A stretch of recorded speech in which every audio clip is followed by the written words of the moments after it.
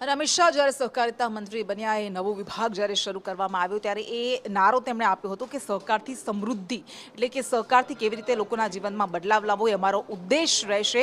અને આજે રાજકોટમાં સૌરાષ્ટ્રનું સૌથી મોટું આ સહકારિતા સંમેલન યોજાયું જેમાં લાખોની સંખ્યામાં ખેડૂતો ઉપસ્થિત રહ્યા હતા।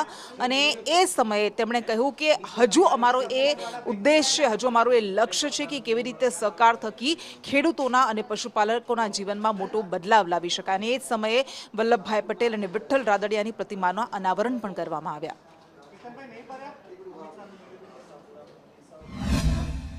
દેશમાં કરોડો ખેડૂતો, કરોડો પશુપાલકો અને કરોડો માછીમારોને પોતાના પરસેવાનો નફો પોતાના ખિસ્સામાં આવે એવું તંત્ર મજબૂત કરાવવાની તક મળી છે।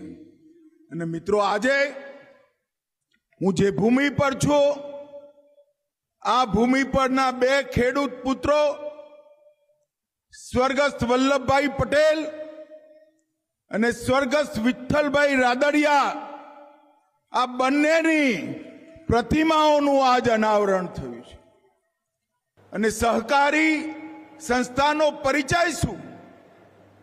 એનો નફો કોઈ મૂડીપતિઓના હાથમાં ના જાય, એનો નફો એક સામાન્ય ખેડૂતના હિતમાં વપરાય।